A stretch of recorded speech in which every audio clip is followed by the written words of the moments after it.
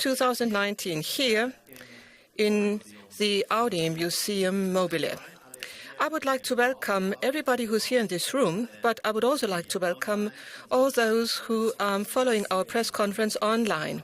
You will also have the opportunity, as we just showed you before, the opportunity to ask any questions you might have during the Q&A session. And I would like to welcome the entire Board of Management of Audi AG and our Vice President, Global Marketing and Sales, Mr. Martin Sander, who is responsible for marketing and sales at Audi AG, and he is at the moment responsible for this division. Now let me give you some of the housekeeping remarks. First of all, the language of this meeting is German, and we have translation into English and Chinese. Behind me, you can see the channels, which you should please use for translation. First of all, we will hear Mr. Bram Schott. He will talk about the current situation and give you an outlook. The next speaker will be Alexander Seitz, who will talk about the last year, and he is going to present the key financials. And this will be rounded off by Peter Kössler, who will talk about sustainability. Now, in 2018, and I don't think I'm anticipating too much, 2018 was a year with lots of different challenges, both internal and external challenges. In particular, the significant changes in the political and economic situation. At Audi, we had this very challenging year to cope with, and how we responded and how we want to act in future. This is something you're going to hear now in a moment, because I'm going to hand over immediately to our CEO, Bram Schott. Over to you.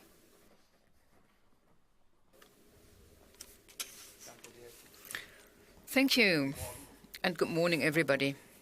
Everything's okay then? Okay, ladies and gentlemen, a very warm welcome to all of you to the annual press conference. Now, traditionally, we give you a review of the previous year, that's obvious, but before I start with it, I'd like to invite you to something. The ski jump, Kaipola, do you still remember it? That was 1986. So the ski jump, we actually drove up our Audi 100. Who remembers it? Who does? Nobody? Oh, come on. I thought I was the youngest here. Apparently not. 47 meters, 77% gradient. That was really something. In 2005, then, we took an A6 to repeat this feat. So, 25 years of Audi Quattro and the two spots. I still remember it. Now, we really wrote advertising history. Now, even if you were born later, after the broadcast, Audi Quattro, the ski jump, I think most people know it. Why do I tell you this? Why do I mention this? I tell you because Audi really has to find its way back to this particular strength. And we are going to do it. Let me say this very clearly. And I don't mean this nostalgically. It's the style and the mental attitude. Because when you hear the name Audi today, some maybe might have a completely different image in their minds. You might think of a crisis right away. And at first glance, last year's figures might seem to indicate that. In 2018, our deliveries decreased by 3.5%. There's some noise here.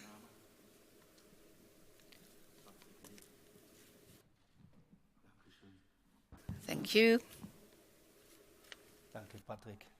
Thank you, Patrick. Give him a hand. Applause for Patrick. So in 2018, our deliveries decreased by 3.5%.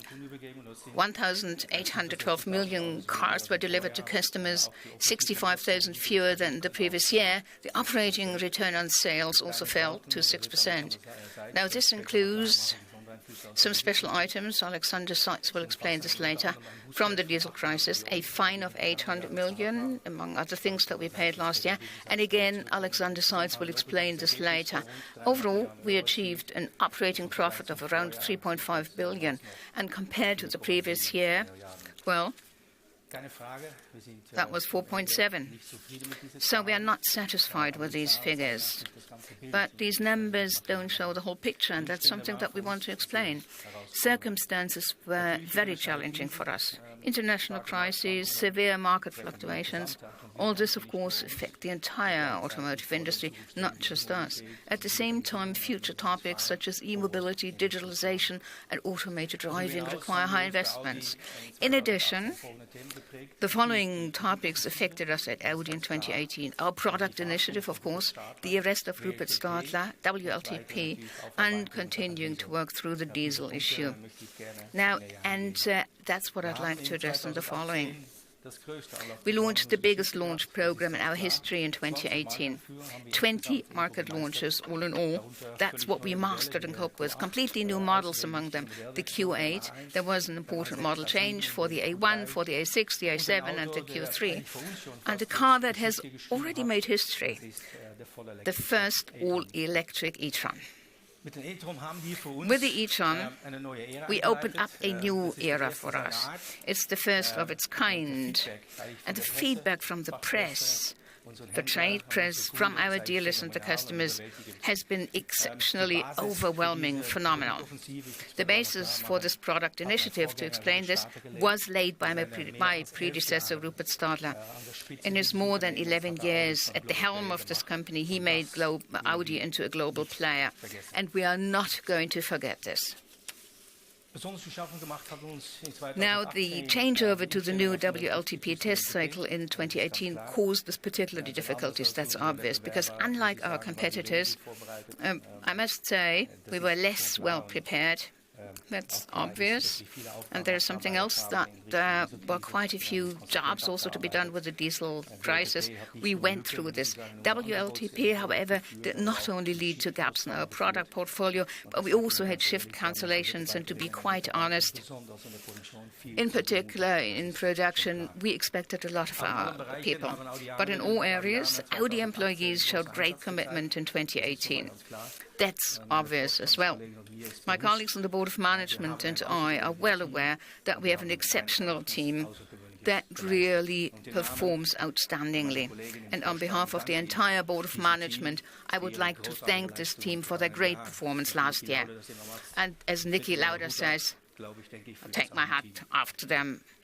Congratulations. Chapeau. This is also why last year, again, or for last year, there's the profit-sharing bonus for a skilled worker at the plants in Germany. It's 3,630 euros. And the fine, and let me make this very clear, does not affect the employee's bonus. And there are also profit-sharing arrangements at the Audi subsidiaries. Thanks to our strong team, and I really mean it, we have made good progress with the changeover to WLTP. So 2018, there's been a lot of change. By the end of the month, we will have a general operating permit again for all of our engine transmission variants, and our customers can then choose from the entire portfolio in the car configurator. And we're also making progress in the area of diesel. In Europe, we were able to start 4 recalls of our 6-cylinder engines, and this represents more than 2/3 of the total volume affected. In the United States, we have progressed even further. There, we already fulfilled the requirements of the settlement. We have already retrofitted or taken back more than 85% of the cars affected, and we will continue to process the remaining cases systematically. Diesel, of course, continues to have top priority. We have worked tirelessly on complete clarification, and in each case, we are waiting for the feedback from the authorities on the individual technical issues. The clarification of legal issues, especially the processing of the pending civil proceedings, will continue to take more time. We all agree here at Audi that something like the diesel crisis, it should never have happened. And it will never, ever happen again. And I say this very clearly, never again. As a company, we are aware of our responsibility and have taken appropriate measures. For example, we have separated certification from technical development, strengthened the multi-person check principle, and tightened documentation requirements. Well, if you ask me, and many people do that, was 2018 a lost year for Audi? Well, my answer is very clear, not at all. I'm extremely proud of our team. Proud CEO because our employees fought hard for our company. And we've learned from our mistakes and we draw the right conclusions. Audi has grown rapidly in the past and still, and some processes in the company have not grown fast enough along with that. That's also obvious. What does that mean now for 2019? This year will be a year of transition, 2019, a year in which we tackle things, where we make changes and where we are going to improve the situation. WLTP's second act will once again be a feat of strength for us, but this time we are well prepared. We have reduced the number of engine transmission variants by 30%, decreased the complexity. The test bench capacity has been increased by 30%, and we actually added 300 more employees for homologation. Nonetheless, it is clear that despite these measures, WLTP will be a challenge for us, same as the market environment in 2019. Another factor in 2019, well, we will start the second phase of our product initiative. And once more, we have more than 20 market launches. 20. And we focus, of course, again on electrification, and we will continue to strengthen our top-of-the-line upper class and will launch numerous high-performance models. There are many newcomers at the same time, and that requires quite a bit of effort, that's obvious. And we also do everything in order to accelerate the transformation massively. And here, Mr. Klotz, Mr. Moss. So I've seen them here. We have intensive and constructive discussions with the employee representatives. We want to change this company together fundamentally with the Works Council for the better. And Larry Thompson. Larry, good morning. And his monitoring team are helping us in this process. We are very grateful to you for your support. Thank you, Larry. We have revised our code of conduct, the principles of our actions. Integrity is at the top of the list. This is obvious. Ethically and legally impeccable conduct. We are also strengthening this behavior with a group-wide Together for Integrity program. And we are working on our corporate culture. At Audi, we want problems to be addressed openly. That's obvious. And our employees are to have scope for action. And we want to focus on value-oriented action. Our employees want to be proud again and shall be, because they work for a credible company, a company with credibility, and they want to look forward and ahead again. Believe me, it was a shock to all of us when our CEO was arrested. And of course, this unsettles and paralyzes teams. That's why I took a lot of time in these recent months, listening a lot. Our employees' bodies have been addressed, but also their ideas for Audi's future. And we also took a very close look what are our competitors doing. And by that, I don't just mean BMW, Mercedes and Tesla, I also mean Google, Uber and Tencent. We did look at them and we said, what can we learn from them? Above all, however, we asked ourselves, what do our customers want? Well, I promised some first cornerstones, the cornerstones of our realignment. We prepared this already last fall, and I've mentioned it a number of times. 5 priorities we got. First of all, China as the biggest market, and it's going to stay the biggest growth market for the next 5 years, more than 50%. Second, setting benchmarks concerning cost. Thirdly, to sharpen the brand profile, how to position ourselves, have this implemented in the product portfolio. We have to shape the organization and sharpen the profile there, also of leadership, and be more up-to-date. And fifth, we have to decide on the right technologies. These 5 priorities form the thematic basis, to put it that way. We are laying the financial foundation with the Audi Transformation Plan. By 2022, we want the program to free up 15 billion euros for future topics and issues. And we got the following title for this: Consistently Audi. Consistently Audi. Consistent. That's the key word, the key term here. With this attitude, we want to apply ourselves to all of the topics within the company in the future, no matter what. We want to do everything consistently. Let me put it slightly differently. In the future, we want only to do the right things. and then also do them well. That means focusing. We can't really be everywhere at the same time, and we implement consistently. Design, innovation, customer experience, consistency concerning the brand, mobility, consistent performance, sustainability, network, connectivity, leadership, software, the portfolio, the entire value-adding chain. Consistent also means that there are going to be things that we will not do anymore in the future. Focusing does not just mean that we do things, it's also we eliminate others. And I will talk about this more in detail, the content of the strategy at the annual general meeting. But today, there are some key points that I'd like to address. Consistently customer, that's the starting point of everything. It's always been like this. Now, tomorrow, the day after. It's particularly important. And the Chinese customers are also particularly important. I said it before. China, our priority because it stays our largest single market. Last year, we were once again the most successful premium brand in China. We want to continue to grow profitably and develop products and services that are precisely tailored to that market. And we've also implemented a new steering model with clear responsibilities in the Board of Management, with a significantly greater focus on China in the product development and creation process, and a strong local presence also. Consistently customer, of course, also applies to the other markets.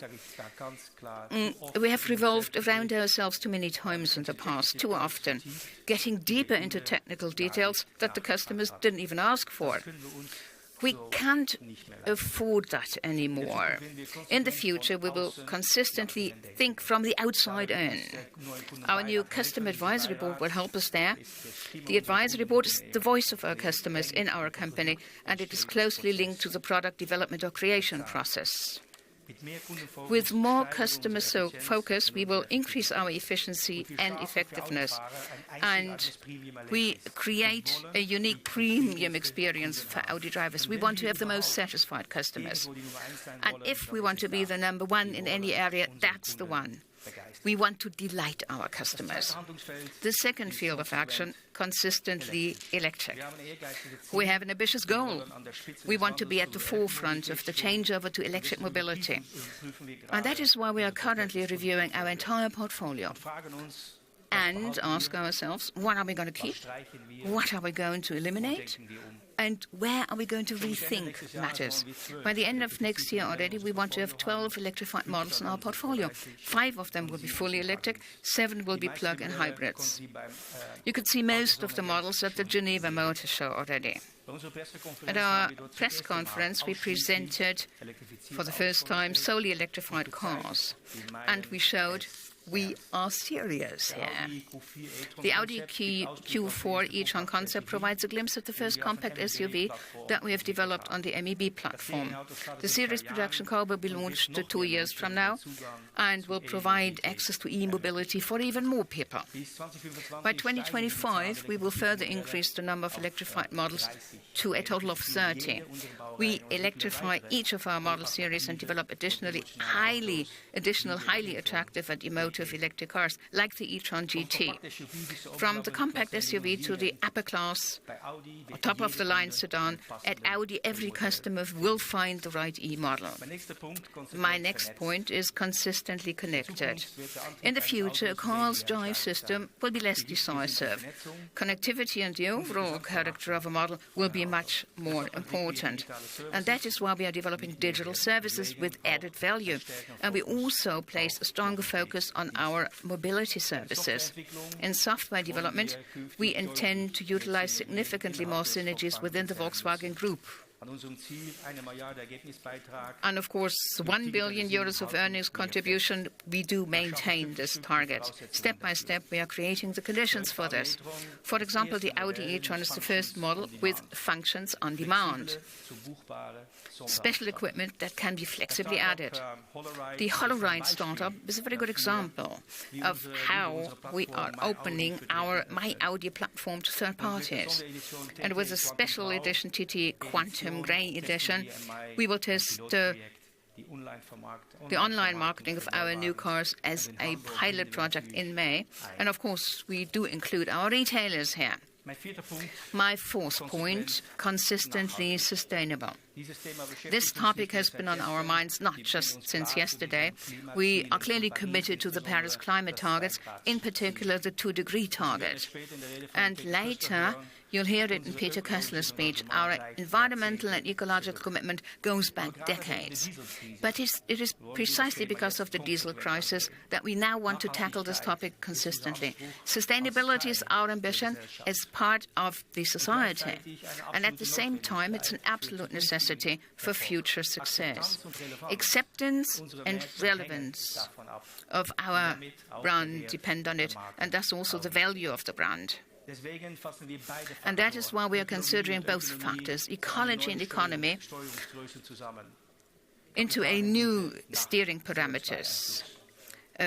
Return on investment and CO2 footprint. Alexander Seitz will explain this more in detail later. This indicator is intended to provide orientation for everyone in the company, and thus to strengthen our employees' freedom of choice. Consistently electric, consistently connected, consistently sustainable, and all thought out from the customer's perspective. Consistently Audi, how are we going to implement it? We are going to implement it.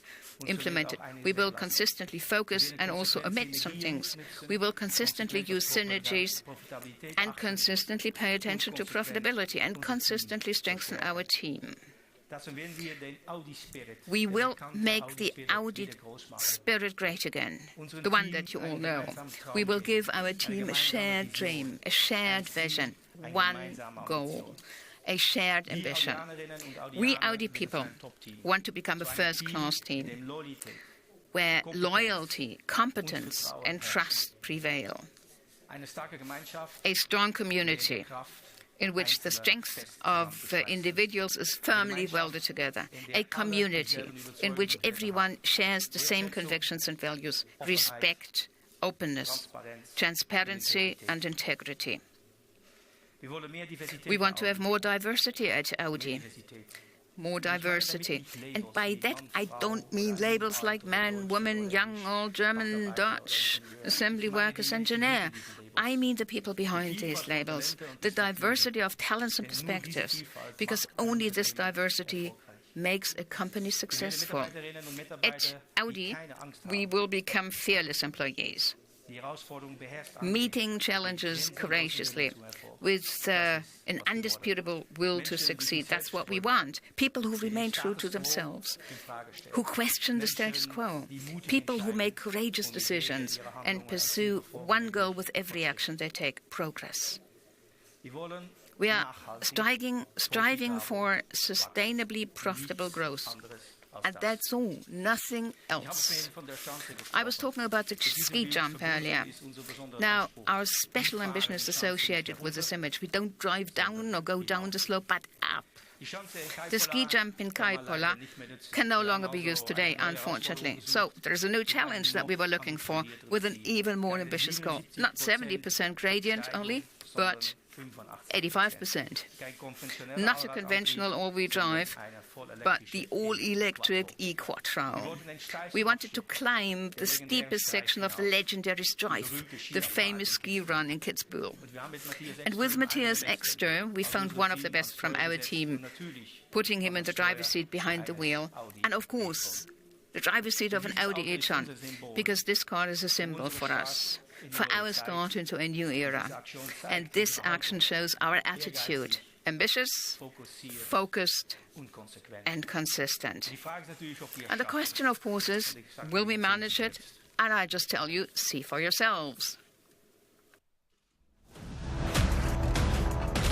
Wir nutzen vielleicht 60-70%, das heißt von der Leistung her sind wir grün.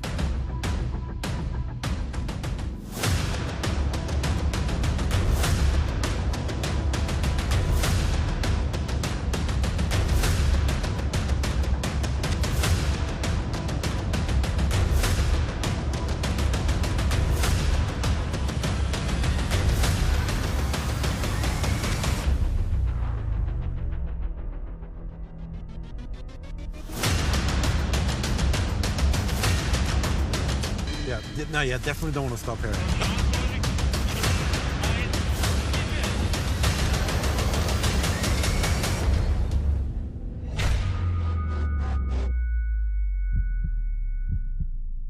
Good luck.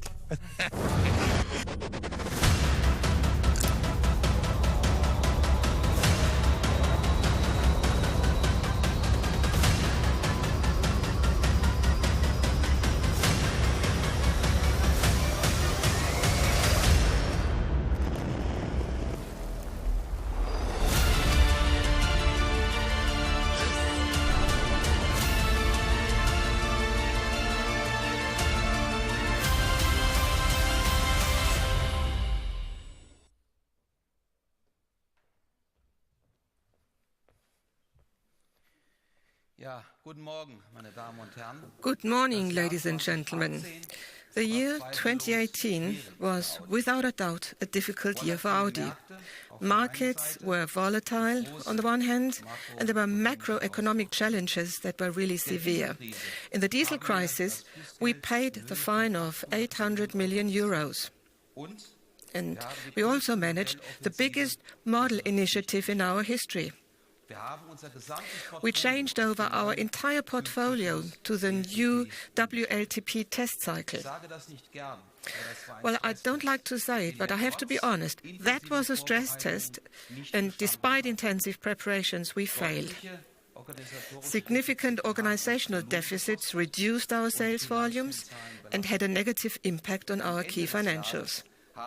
At the end of the year, we had not achieved the goals we had set ourselves. To put it bluntly, that was a disappointment to us and to me personally. In terms of deliveries, we were 3.5% down on last year, largely due to the changeover to WLTP. That hit us the hardest in Western Europe, where we delivered 14% fewer vehicles than in the previous year. Also in the United States, we aim to achieve more than just maintaining unit sales at the prior year level. At least with our SUVs, we achieved an increase. 57% of our US customers decided in favor of one of our Q models, 10,000 more than in 2017. In China, we were once again the market leader among the premium manufacturers, with more than 660,000 cars delivered and an increase of 11%. China provided the volume push that we needed in that difficult year. This brings me to the financial development of the Audi Group. Our revenue of 59.2 billion euros was close to the prior year level. Negative factors included the volume loss due to the WLTP and the launch situation, but also headwinds from foreign exchange rates. This was opposed to the very good China business and the better product mix. The top SUVs, the Audi Q8 and the Lamborghini, had a positive impact on revenue. At this point, I would like to send my greetings to Italy. Our subsidiary Lamborghini achieved a whole new level of business with the market launch of the Super Euro Super SUV, 51% more deliveries and 41% more revenue than last year. And more than two-thirds of Urus buyers are new customers for Lamborghini. Our operating profit is reduced by special items totaling 1.2 billion euros. The largest of them was the fine imposed by the Munich II Public Prosecutor's Office. Now that, of course, hurts us financially. But it was also important progress in overcoming the diesel crisis. Operating profit therefore amounted to 3.5 billion euros and was thus almost 25%, approximately 25% lower than in 2017. The operating margin of 6% was below our target corridor, and it was below the target corridor. Now, what are these numbers worth? Adjusted for the special items, we achieved a return on sales of 7.9% and an operating profit of 4.7 billion euros. If, like our competitors, we also included the China business in our operating profit, the margin would be more than 1 percentage point higher. Now, I'm sure you're now asking, as the saying goes, is Seitz trying to sell us vinegar as wine? No, this operating performance is insufficient for a proud brand like Audi. It is a clear reflection of our failings with WLTP. We had a full pipeline full of highly attractive products, but our customers couldn't buy them. And that hurts me for the customer. And it hurts me personally as well, because a lot of earnings potential was lost there. Once again, in 2018, we had high upfront expenditure for new technologies and our production network. These are important, positive expenses for our future viability, but will initially reduce our earnings. We were able to offset a lot of these expenses, but not all of them with the Audi Transformation Plan. We had a 1.9 billion euros list of measures, and 1.1 billion euros had an impact on earnings compared with the previous year. And this shows clearly how much potential there is in the Audi organization. And we will now make consistent use of it. I promise you that. Cash generation remains our strength. The fine of 800 million euros plus a further 400 million euros for diesel issues have been paid. What now remains is a net cash flow of 2.1 billion euros. If you adjust for the diesel payments, the figure is 3.4 billion euros.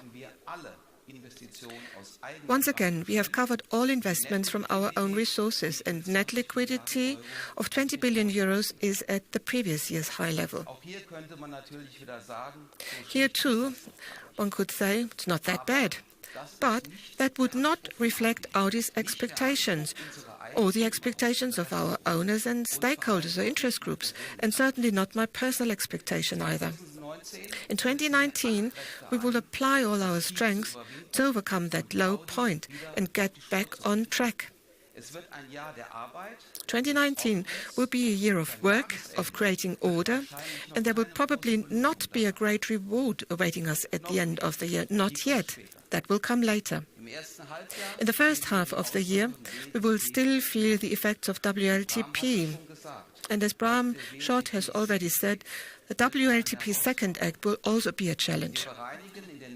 Over the coming months, we will gradually improve our pipeline and we will fine-tune our inventories. At the same time, we will launch about 20 new models. You got an advance impression of them at the Geneva Motor Show, and also yesterday in the evening with Mr. Rothenpiller. In addition, there are difficult markets, currency and raw material risks, with the continuation of high upfront expenditure for the future of Audi. In terms of deliveries, in the first 2 months of the year, we lost 5.5% year-on-year, which was also caused by WLTP. In the course of the year 2019, we expect a push from our attractive young portfolio, and positive effects from inventory optimization, and therefore a moderate increase in unit sales. This will, of course, also be reflected in revenue. However, nevertheless, we anticipate only a slight increase in revenue due to the currency headwind. Starting this year, 2019, we are adjusting our long-term target corridor for operating return on sales to 9 to 11%. A brief explanation. We are focusing more on core activities. From 2019 onwards, we will follow Volkswagen's example to obtain a uniform reporting structure, and we will place the management of foreign multi-brand sales companies within the Volkswagen Group. We have therefore deconsolidated those companies, and we have adjusted our key figures accordingly and consistently. This creates better comparability and greater transparency. We will probably not achieve our strategic target corridor of 9 to 11% this year, and we anticipate a return on sales of between 7 and 8.5%. Net cash flow is expected to be between 2.5 and 3 billion euros. So 2019 will not be a record year in financial terms, but we will do our homework consistently, because we cannot continue as before. Audi must become a high performer again and get into the headlines for that reason. And that's what we, as the Board of Management, want to achieve. And that is also what our employees, our customers, and the capital market expect. To achieve it, we need to accelerate the transformation, and we will only succeed in doing so if we establish the change in our organization and structures in a sustainable manner. The Audi Transformation Plan will play a key role in 2019. It is the basis for our successful change. We are using it to finance upfront expenditure for automated driving, for digital services and electric mobility. We are planning 14 billion euros for these areas alone by the end of 2023. And we are releasing the required funds through targeted measures on the revenue and cost side. This requires prioritization, focus and consistency. It won't be comfortable, that's clear. But we are placing the profit zone clearly ahead of the comfort zone. Only in this way will we create scope for upfront expenditure and will secure our operating return on sales target and thus Audi's future. An analysis of our cost and revenue structures has shown that there's a lot of potential. This is why we have tightened our ATP target from 10 to 15 billion euros. 70% of that is already covered by concrete measures. Now, let me give you a few examples of how we are tackling costs along the entire value chain. As you heard, we are now streamlining our portfolio. This will reduce complexity and significantly lower our product costs. In development, we are increasingly using virtual instead of physical prototypes, so we develop new cars faster and more efficiently than before. With cost-conscious and intelligent design, our vehicle designers make a significant contribution to optimizing target costs right from the early stages. We are eliminating so-called historically grown duplicate structures and bringing together what belongs together. For instance, functions that concern the Chinese market. We are deleting the sentence, "We have always done it this way," from the Audi vocabulary. We will be even more selective in hiring new employees in the future. When colleagues retire, we will put the need for replacements to the test.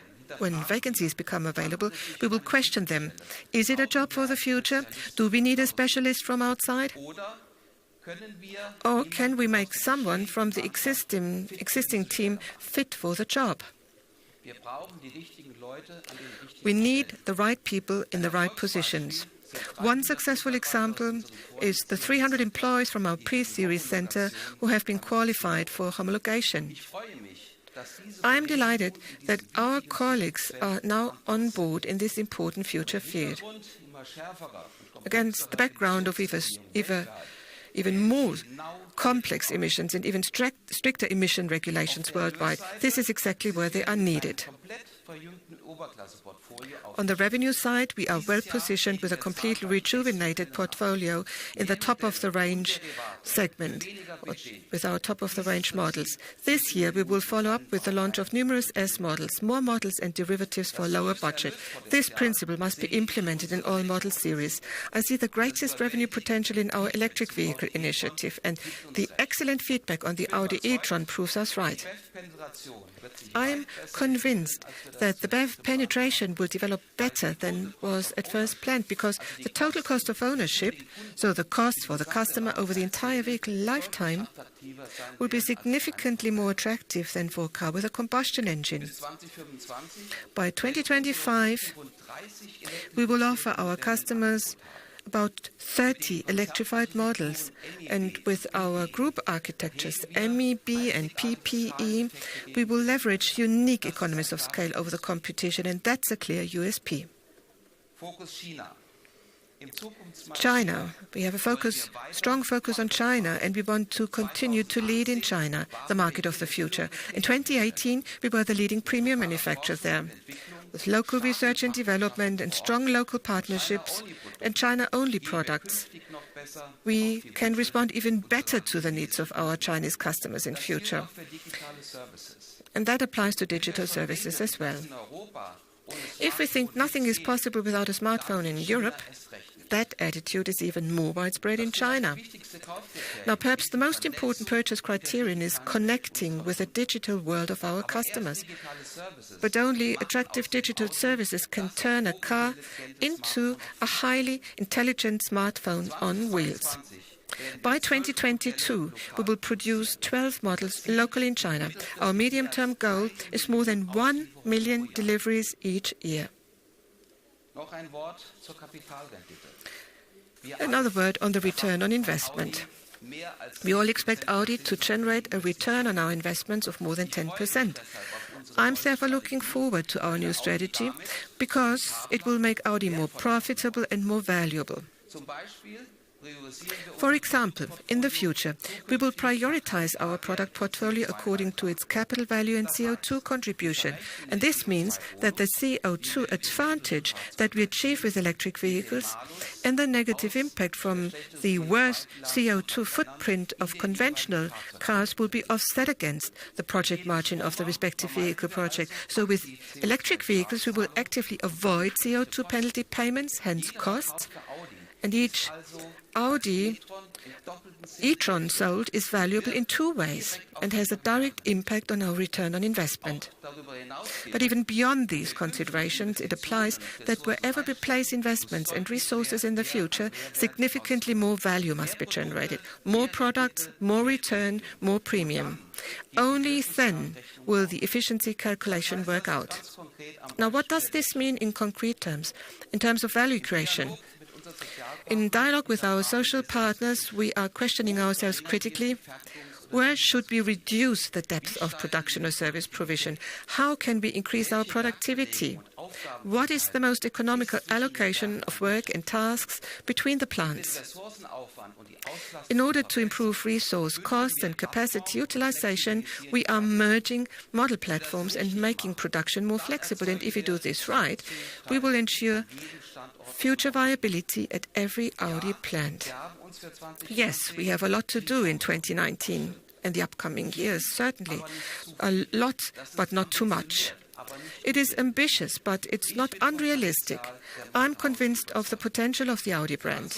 The transformation will be hard work for the entire Audi team. It will challenge us every day, but I'm absolutely confident that Audi will emerge from it with new strength. Thank you.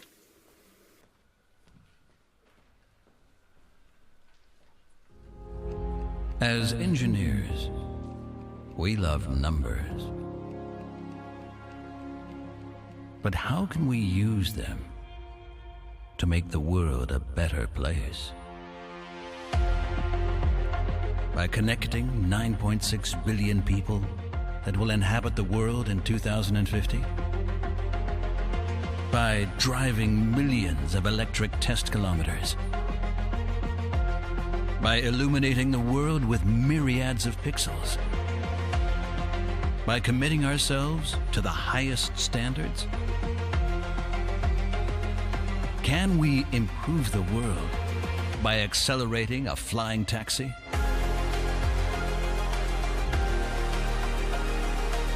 By saving urban parking space? By charging faster and faster? by reaching the ultimate level of autonomous driving. Or simply by applying four-wheel drive? The answer is yes, we can. But all those numbers are just pieces of a bigger picture. A bright future.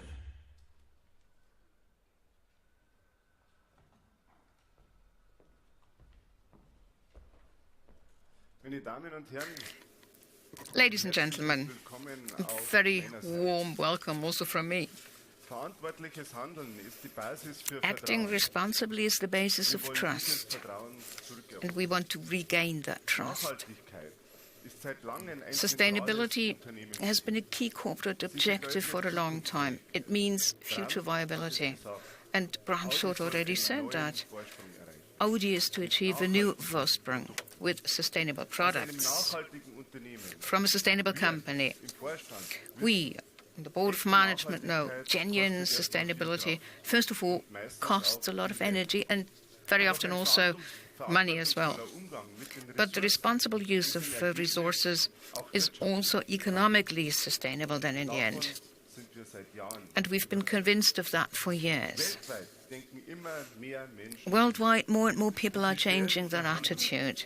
And they're also changing their behaviors with their daily shopping, when taking major decisions like building a house or buying a car, also when investing money.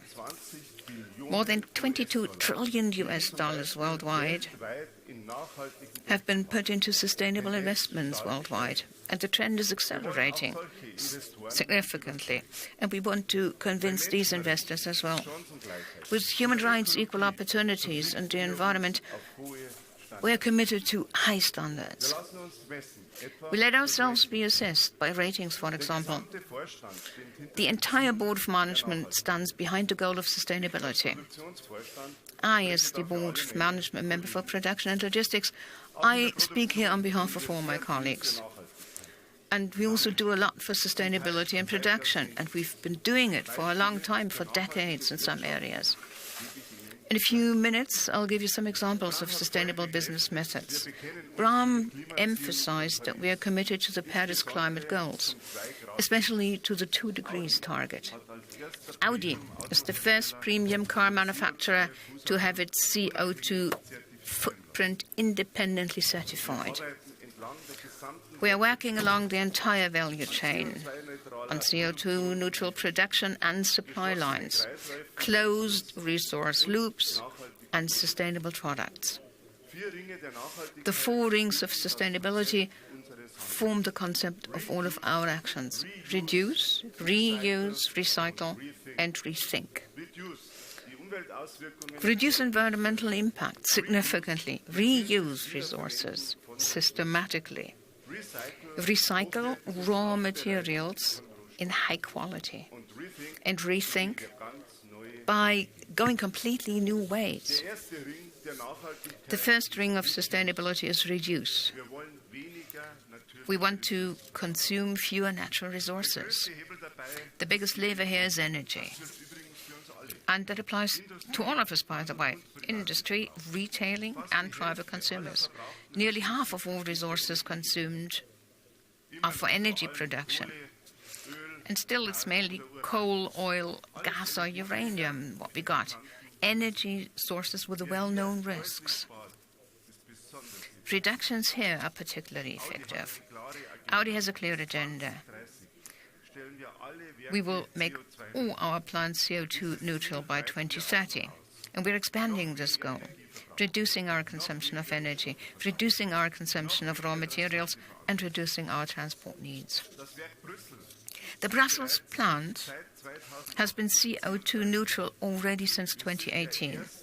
We are the first manufacturer to achieve this in the premium segment on a large scale. That makes the production of our e-tron a genuine role model.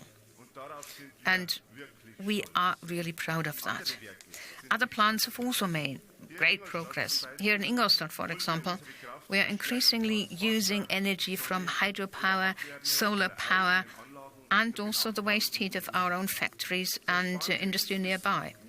In this way, we reduce CO2 emissions by a total of more than 330,000 tons per annum. In Győr, Audi utilizes geothermal energy and solar energy. Europe's largest roof-mounted photovoltaic system will go into operation in Hungary in 2020.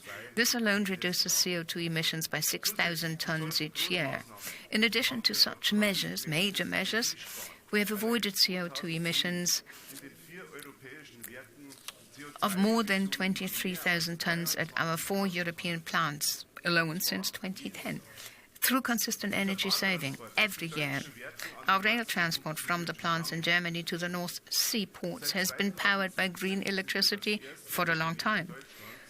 We became the first company in Germany with completely climate-neutral rail logistics in 2017. This saves 13,000 tons of carbon dioxide emissions every year. For Audi, sustainability does not stop at the factory gate. In the value chain, retailing is the main customer contact. The first Audi pilot dealerships are already nearly climate neutral. For our independent dealers, we have developed an environmental concept. The Audi Center in Hof is a prime example. The owner there is already using photovoltaic systems, remote heating, and an almost complete water cycle. We also want to reduce CO2 emissions in the supply chain. We have developed a sustainability rating system for our suppliers. It involves a dozen criteria from the areas of the environment and social aspects. By the end of last year, we had already checked and assessed more than 1,100 partner companies, dealer companies on their sites. The ratings are decisive for awarding contracts to the suppliers, to the partner companies, a strong and sustainable signal. Now let's turn to the second ring of sustainability, reuse. Many of the resources that we use remain in a cycle for as long as possible. Water and air, for example. Our factory in Mexico is already completely free of wastewater. Used water is cleaned. We then reuse it in production, for example. San Jose Chapa is therefore a pilot plant. The other plants are also optimizing the water consumption. For example, here in Ingolstadt, with new technology, such as a membrane bioreactor. My second example is the air cycle. In the paint shops in Ingolstadt, Győr, and San Jose Chapa, this vision has already become reality. By reusing air, we enormously reduce the amount of energy we need. And a sophisticated exhaust air purification system reduces the emission of volatile organic compounds by more than 90%. Reducing emissions. This is how we save energy, and we cut costs. We create closed loops. This is a major topic with conventional combustion engines. They're becoming increasingly efficient and more environmentally friendly. We are also working hard on sustainable environmental friendliness in the field of electric mobility. Take the batteries of an Audi e-tron. They are designed for the entire life of the vehicle. After that, the batteries still have a large proportion of their original capacity. Now, dismantle and recycle, that will be far too early for that. We are therefore now testing reuse concept for our batteries. In production, my department in retailing, and for other users. These lithium-ion batteries continue to be extremely valuable for energy storage. For example, for green electricity from solar, wind, or hydropower. The third ring of sustainability is called recycle. Worthless waste, that was long ago. We have long regarded it as a valuable raw material. Our goal is to separate by type of waste, recycle while maintaining quality, and reuse innovatively. We are already developing recycling concepts for electric mobility, although we will only need them in a few years. Because elements used in high-voltage batteries such as cobalt, copper, or nickel are very valuable. A battery contains 8 kilos of cobalt, for example. We want to recover it and use it for new batteries. We have initiated a research cooperation with a recycling specialist Umicore. This is bearing fruit. In the lab test, we've been able to recycle 95% of these materials. Aluminium. Audi is a pioneer here, not just with our space frame in the car lightweight construction, reducing consumption sustainably, but we are also well aware of the negative impacts from the production of aluminium. And that is why we act whenever we can exert a direct influence, which is recycling. We separate all waste aluminium from steel in the press shop. Then we press the waste material to save space, put it into railway wagons, so we save money and energy. It is then reused by our partners and by us at the plant. So with steel and aluminium, nothing is thrown away. The complete recycling of aluminium alone avoided more than 90,000 tons of carbon dioxide emissions in 2018, 30% more than in the year before. Achievements like this spur us on, and this is how we come up with new ideas in search of Vorsprung. Rethink, our fourth ring of sustainability. That's the header there. Rethinking means reflecting, thinking beyond the company and acting accordingly.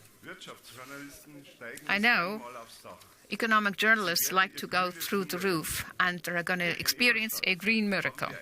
Here in Ingolstadt, we've got meadow herbs and wildflowers planted on our roofs. Or take our plant in Mexico. We've planted more than 100,000 trees in the immediate vicinity. And at our factory in Münster, we have countless insects flying between large flower meadows and rare varieties of fruit trees. Regular monitoring has shown us the increase in biodiversity there. You will have noticed I can really be enthusiastic about it. We are convinced our sites should provide a habitat for plants and insects. In the world around us, this habitat is becoming increasingly scarce, and that is why we are creating space for biodiversity. Ladies and gentlemen, we as car manufacturers has to do even more for sustainability, must do more, and we want to do it, but we can't do everything just by ourselves. Now, rethinking leads to the conclusion that sustainable mobility or the energy turnaround or climate protection, no one can manage all that alone. We have to do it together. Audi, therefore, has a lot of alliances and partnerships working on exactly that. In a few months, Ingolstadt will get its third train station. It will be directly here on the plant grounds. We've planned and financed the project together with the German railway system, the Free State of Bavaria, and the city of Ingolstadt. It's a very strong complement to cars, buses, and bicycles being used for transport. It reduces urban traffic and reduces emissions. For global challenges, we need worldwide cooperation, such as the Global Aluminium Alliance, ASI. We've been working with a great deal of commitment in this alliance since 2013. A global sustainability standard has been created with environmental, social, and business ethics criteria. Audi is the first car manufacturer to receive the ASI sustainability certificate. Many of our activities are not reflected in the financial statements, but we want to contribute to improve our environment. After all, our families, all of us, our neighbors, we all live here near our plants. You can have a closer look at one example later. Right in the middle of the Danube meadows, there is a former oil refinery. The area was heavily contaminated. We will have 600,000 tons of soil taken out and cleaned. We will return one part of the site, as big as 20 football fields. We are going to return it completely to nature with a holistic concept of biodiversity. We do apply a wide range of new technologies to do this. The result is the biggest reclamation project of that kind in our country. The IN Campus, Ingolstadt's new think tank, for bright minds of Audi, for startups and for scientists. Take the opportunity to have a look around later this afternoon. We are also very proud of the work of the Audi Environmental Foundation. This year, it will celebrate its 10th anniversary. The foundation promotes innovative ideas for environmental protection, ideas from the fields of science, education and society, often also ideas from our employees. Meanwhile, this non-profit foundation has a global network. It helps fantastic ideas to become reality. For example, how we can remove plastic waste from the rivers before it actually gets into the sea, or how oak forests remove and bind carbon dioxide from the air. We have connected many trees, numerous trees, with sensors to find out more about it. I'm particularly fascinated at present by our bee project. 100 beehives are being digitally connected with high-tech sensors.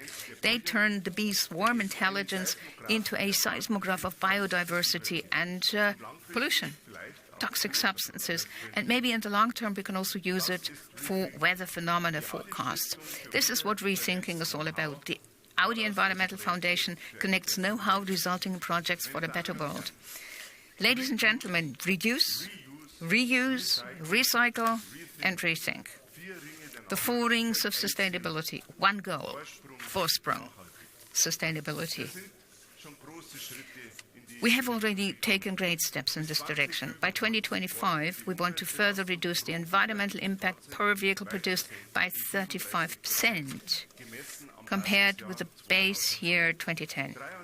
Now, we've already achieved 23.7%. Moreover, we accept greater responsibility, going beyond our own entrepreneurial activities, for the environment, nature, and the society, for a shared future. Thank you.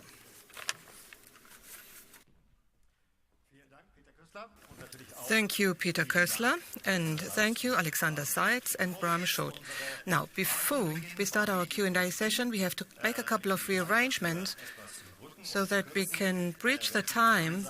During these rearrangements, we are going to take a short look behind the scenes of our first all-electric Audi, the Audi e-tron. So let's roll the film.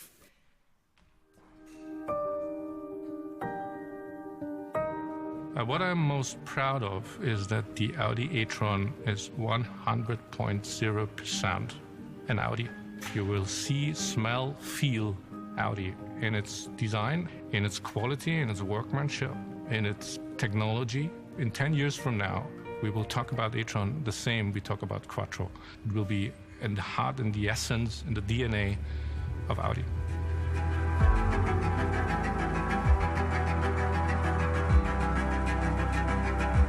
I think at Audi we are obsessed with making things perfect. We go actually beyond what would be expected. If someone says it doesn't work, it's not possible, we still try. For Audi, the e-tron is definitely a milestone. It's the beginning of something new at Audi. The biggest thing in Audi's history in the last 40 years.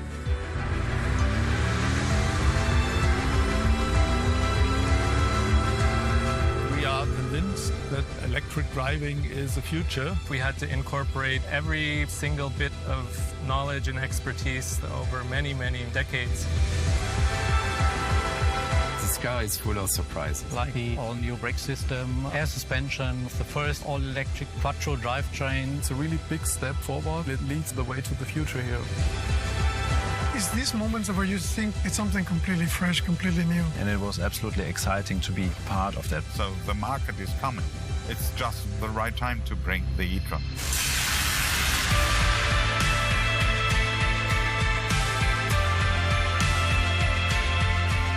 It is a no-compromise battery electric vehicle. We have towing capacity, roof rails, a large storage capacity, just like you expect from an SUV. Even imagine that an SUV can drive like this. That's an enormous feeling.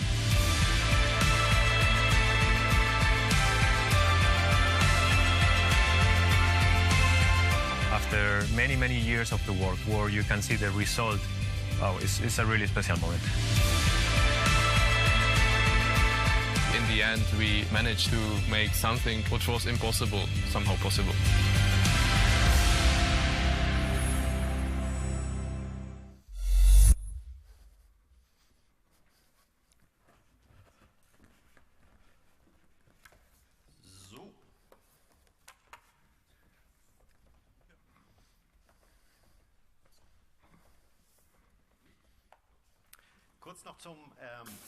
Now, just briefly on the way we organized our questions and answers. The translators will translate any questions asked in languages apart from German will be translated into the room. And after that, there will be answers from the managing board. To the guests, you have our iPod here in the room. You saw a film before which gave you instructions on how to use this iPod. If anything is not clear, if you don't know how to use this iPod, just raise your hand. There are colleagues here in the room who will be happy to assist you.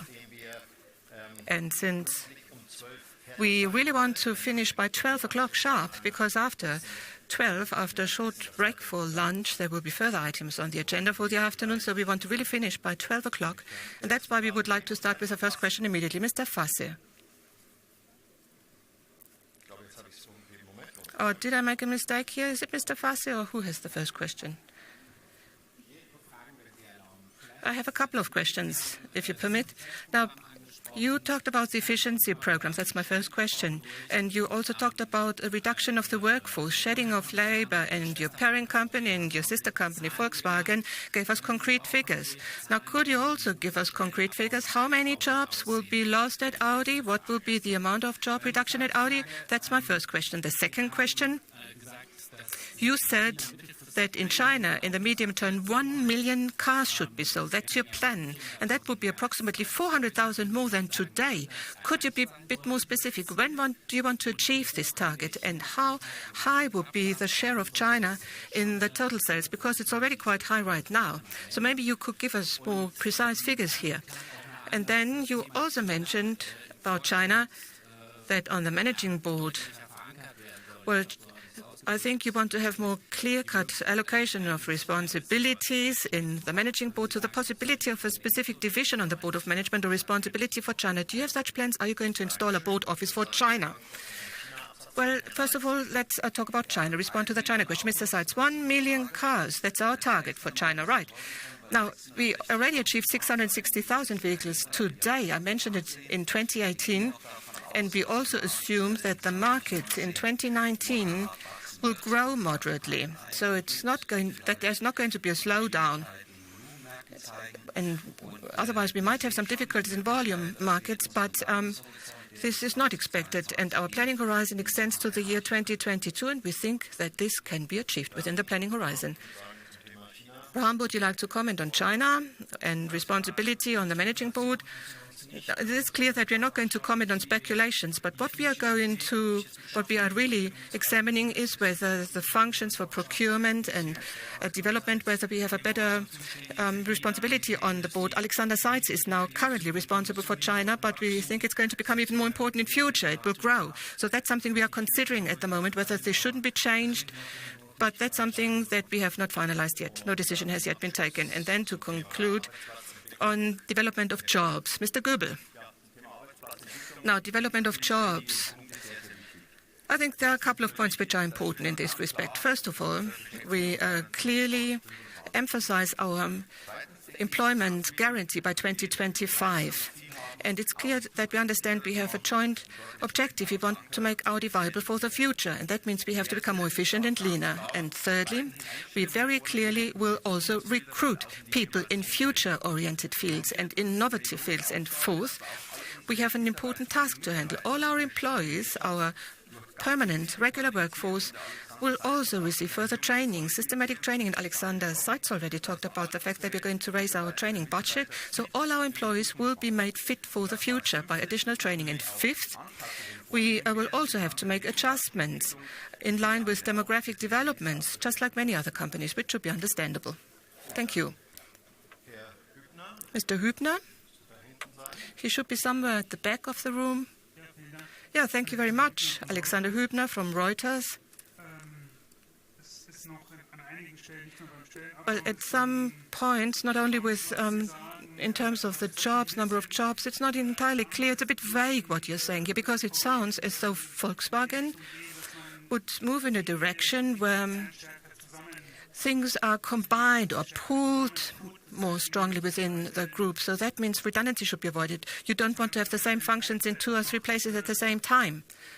That seems to be a kind of intention. So if you're saying that you would like to focus more on your own core activities, what exactly does it mean? What are you not going to do anymore in the future if you want to focus on core activities? Could you give us an example, maybe? Now, group synergies. Bram? Well, it's quite clear.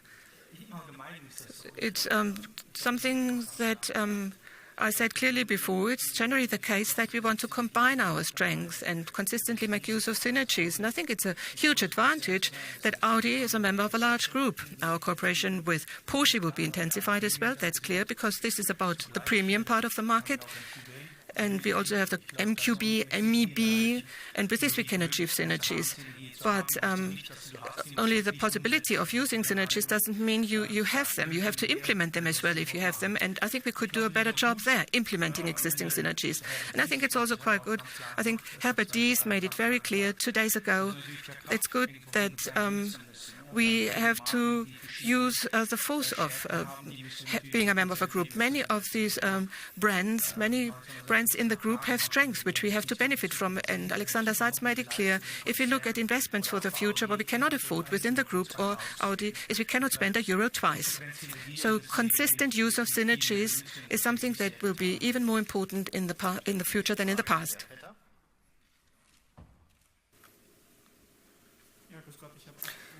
Good morning. I also got 2 or 3 questions, if I may. First of all, some more detailed information concerning one statement.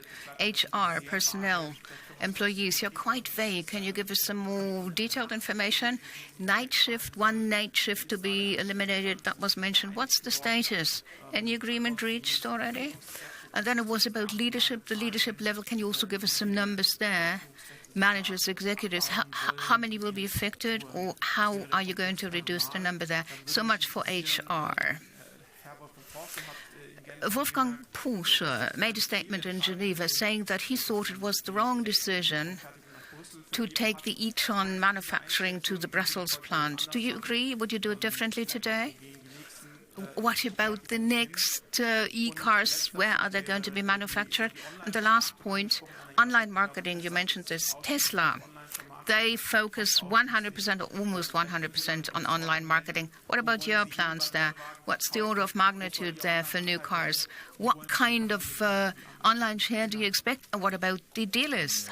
How will they be involved? I'll start with the end, the last part of the question, rather. Martin, online marketing. Online marketing, well, first of all, the mid and long term, the dealers are and will be the central contact point with the customers. But we do know that customers want to buy online cars or want to buy cars online. Therefore, with the new dealership contracts, we have an agreement how this is going to be handled. So how it is to be connected, online selling and selling through dealerships. And Bram Schot already said it. We're going to set up a pilot project already today, selling online cars directly to customers, but involving and including the dealers. How high the share is going to be, the customers will decide this. But certainly maintain both channels and expand both of them, online and retail. Manufacturing of the e-tron in Brussels. And what about future vehicles? Where will they be made? Mr. Kessler. We've got the e-tron in Brussels, right. We've got the start of production, have had it. And I'd like to really thank the entire team in Brussels because it's an outstanding job that they're doing there. We're very proud to have the SOP in Brussels. So the team really prepared very well for that launch and the SOP, and they've been great managing the very complex SOP. The Brussels decision was taken several years ago. We're still very happy with the plant. Further e-tron vehicles, cars, well, we have a production network and we're going to position them in such a way that we're going to have a proper utilization of capacity in order to safeguard employment at the locations and tap into synergies. And again, leadership level personnel, Mr. Goebe. Well, shift operation or permanent night shift. Yes, we are involved in very intensive but also very constructive discussions with the labor representatives. It's going to be, well, it will be taking some time. It's very important that we really reach agreement here, something that provides constructive solutions for everybody involved, all the employees. I'm sure and optimistic that the decisions will be good ones. management, we already offered a very attractive early retirement or pre-retirement program for management. During the plan, the transformation plan, we are going to keep offering good solutions between now and 22, becoming leaner and efficient. Mr. Charles Riley, Great Britain. Good morning, Charles Riley from CNN. I've got two questions. You said the shift to electric cars will happen much more quickly than previously expected, but there's still significant challenges related to cost, batteries, etc. How can you be sure that consumers are going to respond in the way that you expect? And how can you be sure this is the right moment for such a high level of investment? And my second question is, you said you took a look at what you could learn from competitors like Uber and Tesla. Can you say a little bit more about what exactly you took away from those studies? Zwei Fragen zu diesem Thema. It's very clear. We get feedback, and we get feedback from the customers who've just started to drive electric cars, and the feedback's been very good. It's not just about the e-tron, it's a very general reaction that we get. We do see, with our studies, that 100 drivers of electric cars, 60 to 72% are loyal when it comes to electrification. They like it. Okay, there is a threshold to overcome, but once you've started to drive, it's really something that's delightful. When I get into my e-tron every morning, it's a different experience. And more than half of the customers who've driven e-trons, they really love to drive these cars. They're delighted by driving it. Okay, the infrastructure, that's definitely on people's minds when it comes to charging the cars. We have to make progress there, but I'm absolutely convinced. Let's take the next year, for example, and look at charging and the infrastructure, how it's been developing so far. Okay, it might move faster, but I think 3-4 years from now, I think we'll see that it's just been teething problems. Now, the feedback that we get from competitors that drive, from customers that drive competitors' cars, or our own customers driving e-tron, so the reactions have been overwhelming. And the new competitors? Well, we've looked at different things and different competitors. I think it's always good to have priorities. And priority 2 after China was to set a benchmark. We looked at our cost position and we said, where do we sell our cars? So the entire organization, how we do the business, we benchmarked everything, comparing it to Mercedes-Benz, BMW. And what we've noticed with the new competitors, though, is the speed of decision-making, how software adjustments and adaptations are done, and linking different parts of the business. That's what we started to tackle. There's more to learn. That's definitely, they come from a different area, business area. So software people and software writing and producing, that's what we've started, and that's what we expand. We've learned here. Traditional competitors, BMW, Mercedes, well, we've learned a lot from them. McElroy, auch dort hinten. Thank you, John McElroy from Auto Express in the UK. I have 2 questions about product. You say you're going to electrify each of your model series by 2025. Do you mean 48-volt mild hybrid technology, or do you mean pure electric? One of the A1's main rivals, the Mini, will have a full electric edition later this year. Can you afford to not have a full electric offering in the B segment? And secondly, with the focus on sustainability, on electrification, and a less complex model lineup, what is the future for the TT? It's been an Audi style icon for 2 decades. Are there any solid plans for a successor to that car when the current generation goes? Vielen Dank. Diesmal warten wir auf die Übersetzung. Ich bin von Auto Express und ich habe 2 Fragen zum Produkt. Und zwar einmal, Sie haben ja gesagt, Sie möchten die gesamte Modellpalette bis 2025 elektrifizieren. Ist das dann voll elektrisch? Geht es um 48 Volt Mild Hybrid Fahrzeuge? Wie sieht das aus? Und Sie haben ja auch einen A1, der ein Rivale zum Mini ist. Und die haben ja gesagt, es soll ein komplett elektrisches Angebot geben im B-Segment. Wie sieht es da bei Ihnen aus? Und zweitens haben Sie ja gesagt, dass der Fokus auf Nachhaltigkeit, Elektrifizierung, Reduzierung der Komplexität liegt. Und wie sieht es da mit der Zukunft des TT aus, der seit 2 Jahrzehnten eine Ikone ist? Gibt es da irgendwelche Pläne, dass es einen Nachfolger gibt oder gibt es da keine nächste Generation? Vielen Dank. Der Herr Rotenpieler lehnt sich schon nach vorne. Thank you, Mr. Rotenpieler. Thank you, Mr. Rotenpieler. 48 volt mild hybrid. This is not part of completely electrified. This is not what we mean. We mean plug-in with a range, zero emission more than 40, 50 kilometers, and BEVs, of course. Mild hybrid is not included. So mild hybrid is not what we mean. Then the B platform, well, it will certainly be electrified. There will be a wide offering for this as a flat, sporty vehicle, but also as an SUV. And TT, well, that's a topic which is very emotional to us. We had emotional discussions on it on the board, very much so. There are some people who say, we'll stop it, but I say it's part of our DNA. So we are fighting for it, and we will certainly, in due time, be able to tell you what exactly we plan to do in the future. We want it, because, as you said, it's our DNA, and that's what we are fighting for, and I'm going to, well, convince my colleagues in terms of how it can be electrified, but you'll hear more from us when we have more concrete plans. Mr. Hägler? Thank you very much. Mr. Hägler from Süddeutsche Zeitung. Now, once again, on the questions concerning the jobs, I cannot avoid it. So yesterday you announced 7,000. So maybe we can try to talk about the 90,000 jobs at the moment at Audi.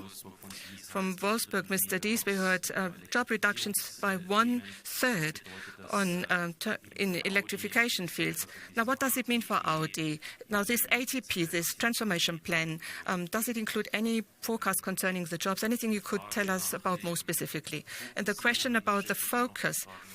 Now, this also raises the question of autonomous driving, because a lot of resources were withdrawn from Ingolstadt, went to Volkswagen commercial vehicles in Hanover. So what is Audi going to do in respect of autonomous driving?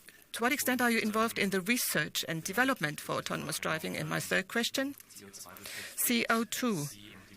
That is an important topic for you and the whole industry. Now, what's your plan concerning the products when we talk about these SUVs that consume lots of resources, weigh 2.5 tons? Do you have any plans that you could also influence the product and its design, i.e. lighter vehicles which produce less CO2 emissions? Do you have any such plans? These are my 3 questions.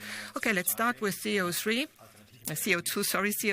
alternatives to SUVs, Mr. Rotenpieler. CO2 alternatives for SUVs. Now, that was the last part of the question, the large SUVs, whether we have any alternatives, like the ones we showed last night. Now, first of all, I have to tell you that for SUVs, it's not the weight, but the size that matters. And for the SUVs, we have a certain offering, and you all know that. It's very popular. People like our SUVs, but we also have flat and sporty vehicles that produce much less CO2. And Mr. Sander? The structure of our offering and the attractiveness of flat vehicles, this is what we need to emphasize more and more. The customers have a choice. We have both types of vehicles in our offering, and you cannot reduce CO2 emissions via the weight of an SUV. It's because of the size of the vehicle, and we're intensively working on also making sure that SUVs are aerodynamically refined. So by means of making it more aerodynamic, it would become more efficient. But it's the sheer area of an SUV. You cannot eliminate it. It's large. We need flatter vehicles, flat and attractive vehicles, and that would be a major contribution to CO2. And, of course, for each and every SUV, Q5, Q7, at the moment Q5, we also have an e-tron. We have a Q5 e-tron. So that is a certain balance we have also in return on investment for CO2. That's why I like the e-tron. It has profit contribution, like between the Q5 and Q7 at the same time. It has a favorable CO2 contribution. So it finances helps to finance our CO2 balance. Customers have a choice and the market determines what is bought. Then the second part, autonomous or automated driving, what we are focusing on here in the group. Mr. Schott? Well, as you just said, synergies within the group can be achieved. Now, it's quite clear. Volkswagen commercial vehicles, you mentioned them. We do have a leading role. And what we are doing, I mean, it's quite logical. Because when you think about autonomous driving, it means, one can clearly say, that there will have to be a certain standardization in future. It's not just cooperation within our group of companies, with the colleagues from Volkswagen commercial vehicles or in any other way with Volkswagen. I could also imagine that in future we might cooperate with other parties outside the group. That's clear.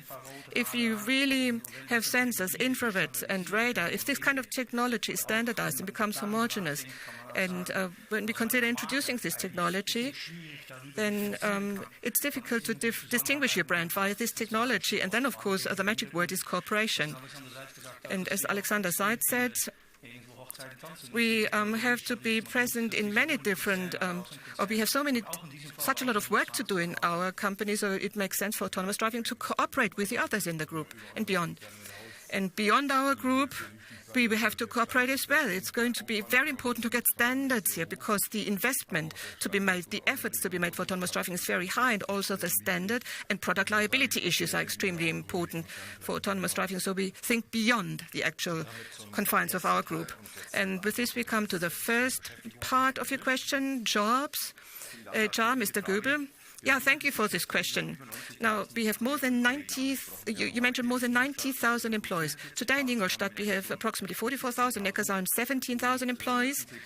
And our biggest task is going to be, since we also have divisions today, where we need more capacity, a future-oriented field, where we have to invest additional capacity, and we have other areas where we know exactly that these jobs will cease to exist in future. So our biggest and most important task will be to give the assurance to our employees and make them feel comfortable with the future job situation. No matter whether you stay with the company for 10, 20 or 30 years, by means of training, we should not only limit our considerations to the individual sites, but the whole Audi group and Volkswagen group. So we should train colleagues. So training is the important word here, so that all our colleagues in our regular permanent workforce are no longer nervous about losing their jobs. We have to give them assurance. We have to make it clear to them that their jobs will be future-proof. There will be new jobs that we will also need in future, and that's going to be our greatest challenge, not only for HR, but for the whole company. And for this, we also have intensive discussions so that within the context of our transformation process, we should be able to do it. Sorry, a question without a microphone. The answer is we will certainly not grow like in the past 10 years. It's going to be our task to also observe demographic development. In Germany, we will have fewer people, so we have to be in line with the demographic development in Germany. And we have to find new jobs which are important for the future, while at the same time, certain jobs will no longer be required or dropped. And the people formerly in those jobs have to be trained accordingly so that they can still work in our company in places where there are jobs. But we can certainly not grow infinitely, but we will follow the demographic line. Mr. Rauwald.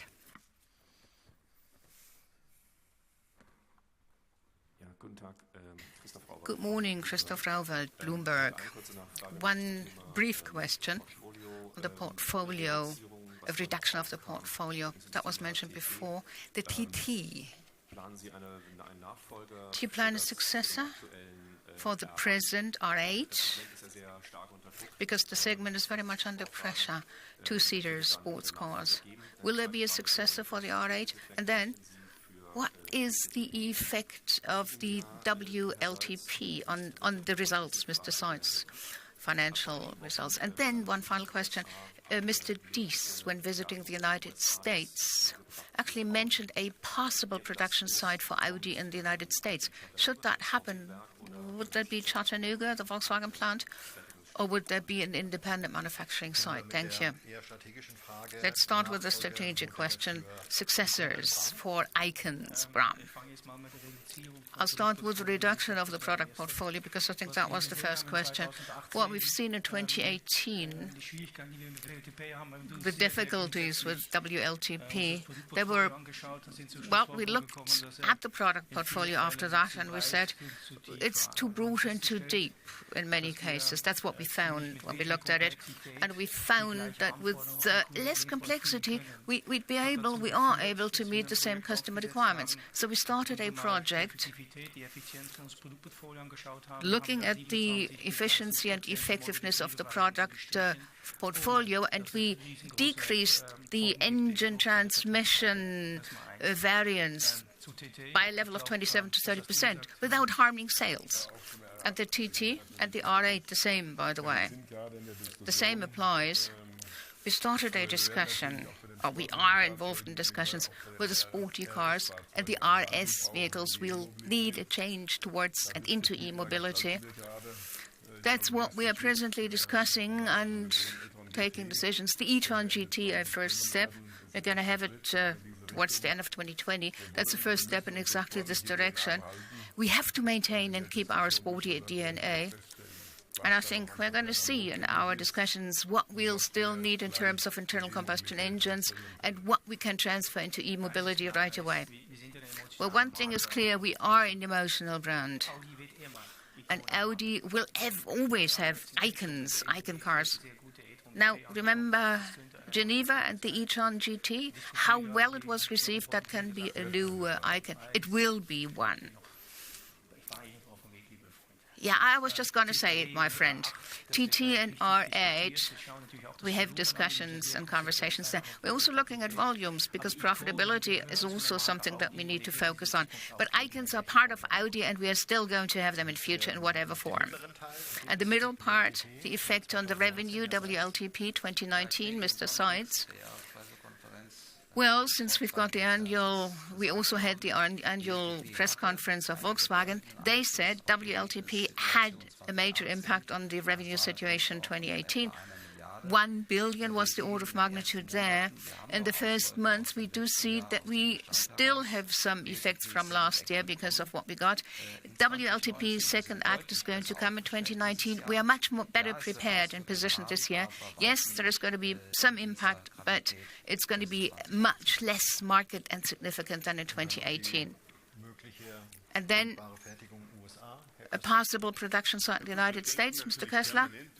Of course, we keep thinking permanently about our production network. Where do we stand? How do we position ourselves properly for the markets that we cater for, that we produce for? That's it's an ongoing subject. So it's not really necessary to mention this additionally. It's a permanent type of investigation or study or look that we take. When are we going to produce what? That's all I can say. And next, Mr. Gu Xingbang.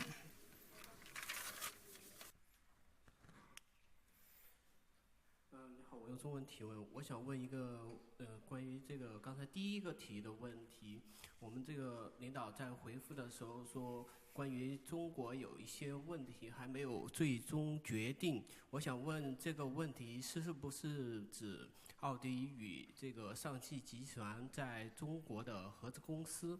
另外，还有一个问题就是说，刚才提到中国是这个奥迪2019年5大任务中的第一个，并安排了150亿的这个投资。那么这些钱将会花在哪些地方呢？好了，谢谢。Good morning. I got two questions. First of all, it's a follow-up question, if you want, on something that my German colleagues asked. You said that there is no decision yet in a number of respects. China is one of the most important markets for Audi, and you said there are many issues still to decide, and there are still decisions in the pipeline. Maybe the new joint venture in Shanghai is something that you still haven't resolved on? Or what's the situation there? So, joint venture in Shanghai, that's one thing. Secondly, you said there are 5 focal areas for 2019. One is the Chinese market. You've said that it's very important for Audi. And for all of the strategies and the restructuring, you've got a budget of 15 billion euros. My specific question, can you give us a breakdown there? What are you going to do where? So which part of the Chinese market are you looking on? Or what measures have you planned and how much money are you going to allocate to these measures? Mr. Seitz. First of all, on the joint venture, one thing is clear. We are very much welcoming the opening up of the Chinese market, automotive market, as a group and also as Audi. We've been very successful in our cooperation with our joint venture partners, and there's definitely not a one-sided decision just taken by us. All of the stakeholders have to be involved in these future decisions. And as part of our corporate activities, it's also necessary to assess all of the possible and new options, also by our competition. And we have to take a very close look at the laws then, the legal situation, which we're going to do with our stakeholders. Mr. Martin Prehm.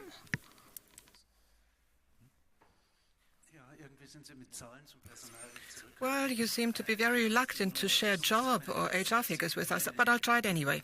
Over the past few decades in the area of Ingolstadt, you actually withdrew all the capacity from the labor market, and now you're saying you have to revise whether vacancies should be filled again. So what are your perspectives for the future development? Because you're saying you're following the demographic line or development, which at the end of the day means that with, the baby boomers now leaving their jobs, you want to use this possibility for reducing your workforce. But what are you going to tell coming generations? Because this is an area which was completely employed by Audi in the past. We had almost full employment because of Audi and its jobs. So what about future generations living in this area? Do you have any plans? How is it going to affect the whole of Bavaria as well? Now, a question concerning our site in Ingolstadt and jobs. Mr. Goebel.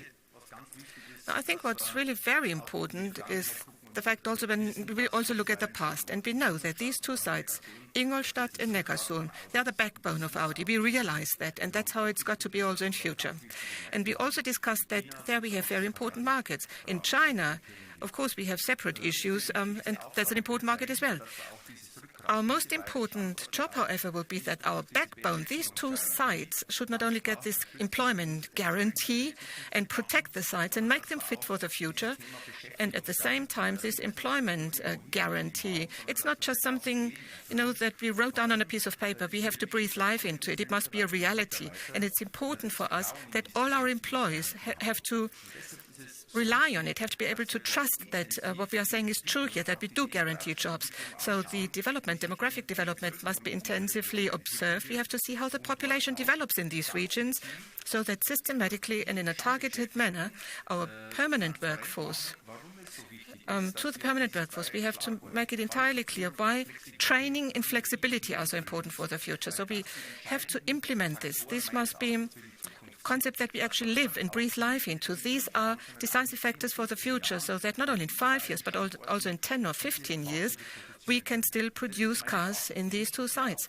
And I believe that's the most important task. It's not just a question of discussing numbers and what the minimum or maximum should be. Now, we have to make sure that our employees trust us, that we take these decisions now so that we are fit for the future, so that not only in 2025, but for coming generations, our children and grandchildren will still find jobs at these traditional sites, and they must be made competitive and future-proof. We cannot, save at the expense of our future. That's very important. So, clear statement. Also in future, at these two sites, we will invest in future-oriented fields. We will recruit people for future-oriented fields. Don't forget, more than 800 young people are currently trained at these two sites, and we are training them in completely different jobs now, jobs we need in the future.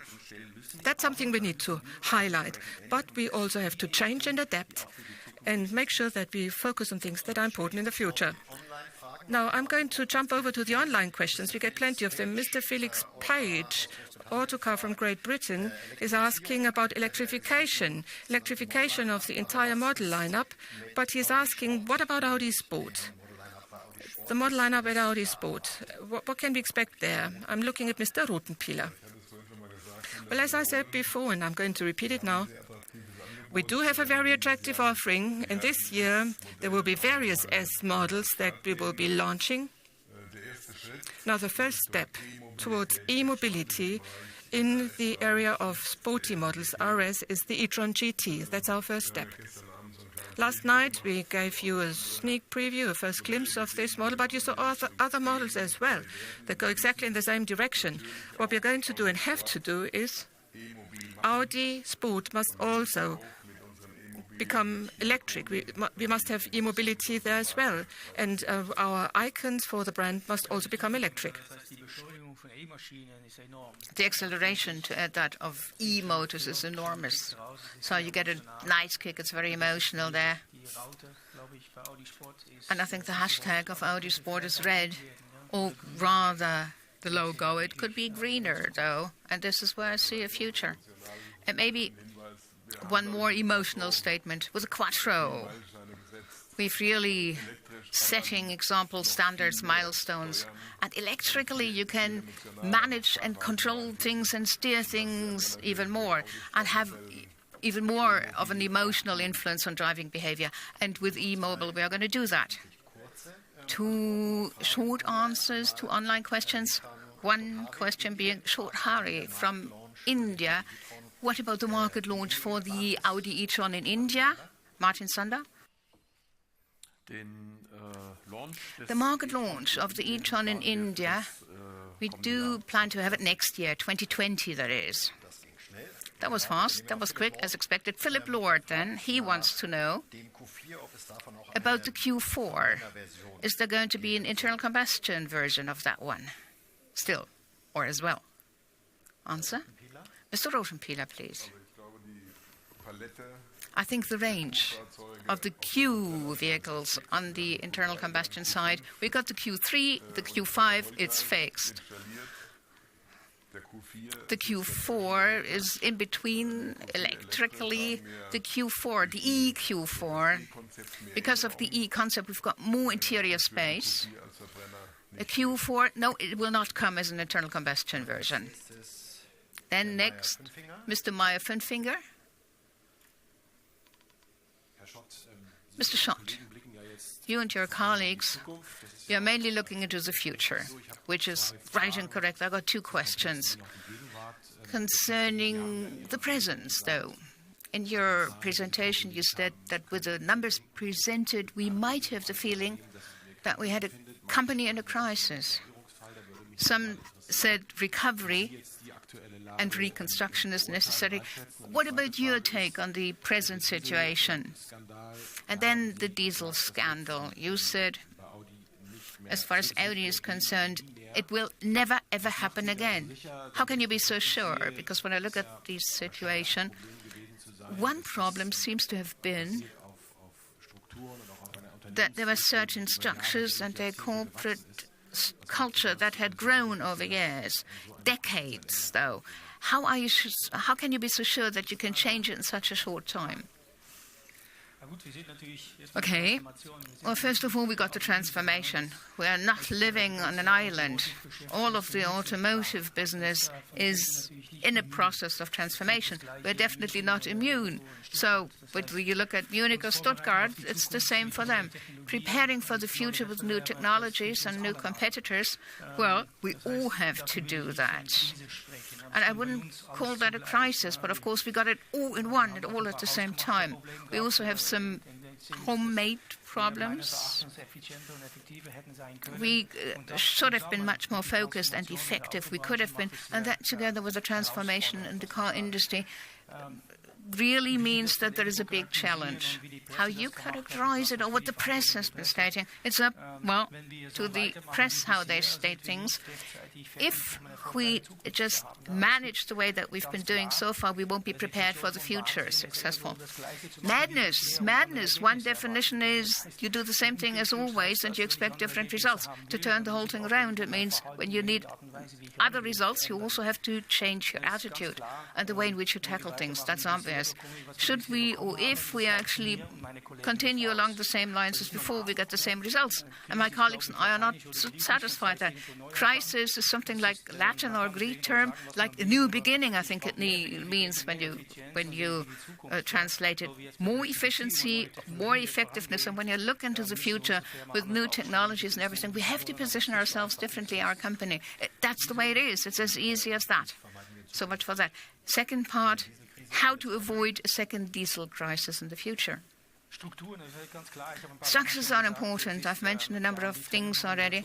The separation of homologation and development, that's what we've done. That's very clear. Golden rules, we implemented them together with Larry Thompson. We developed them together with Larry Thompson. We have a very strong compliance department, and to be honest, now it's really attitude and behavior, respect, openness, transparency, integrity.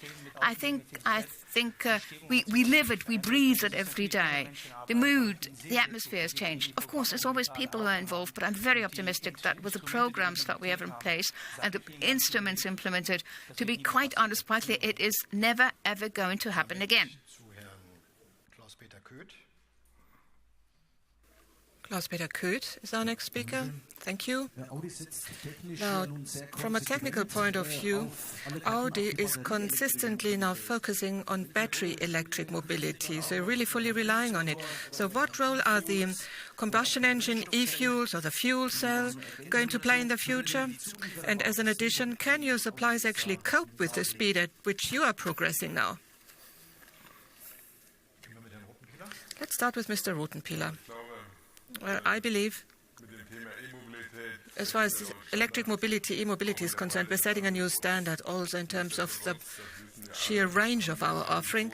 Nevertheless, and we all know it, there are a lot of people or customers who travel long distances. And there, in the medium term, we will still need diesel-fueled cars or diesel-engine cars, but we will move from diesel to the fuel cell, and the future will be a plug-in version with a fuel cell. That will be the future, which electrically and with a fuel cell offers a reasonable range, and that will be the concept for those people who drive long distances in the future. Can our suppliers cope with this fast progress? Now, the suppliers, now with our conventional technologies, this is not a problem, but as far as the battery is concerned, we have 3 suppliers now, so we have a wide range. 3 suppliers for battery delivery under contract for European manufacturer. We work with LG and Samsung. 1 factory in Poland, LG, and 1 factory in Hungary. Samsung has a factory in Hungary. In China, for the localized e-tron, we have CRTL. That's the company we are working with.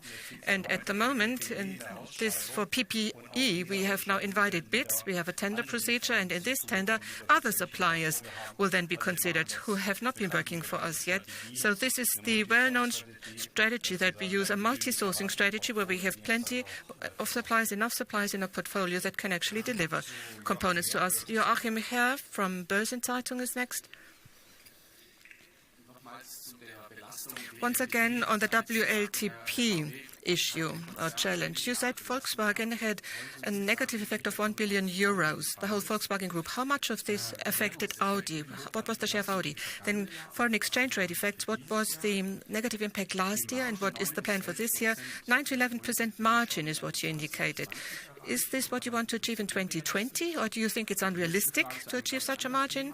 And then on another topic, the FC Bayern, the football team, is now changing from Audi to BMW as a sponsor. What's your position? You have a contract until 2025. Would you like to perform under the contract, or is it actually quite convenient for you with your transformation plan because you want to set different priorities? So what role will sponsoring activities, Audi sponsoring activities on sports or culture, other areas play in future?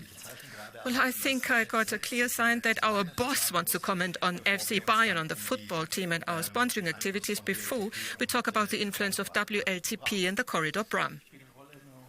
I'm from the Netherlands. We are a famous football nation. I myself play football.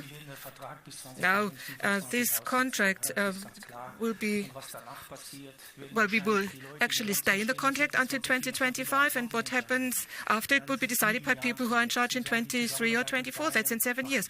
And our cooperation with FC Bayern is a lot of fun, not only for us, but also for Bayern. Unfortunately, we didn't like the result yesterday. What a pity. I mean, sometimes this might happen, but we are enthusiastic about cooperating with this football team.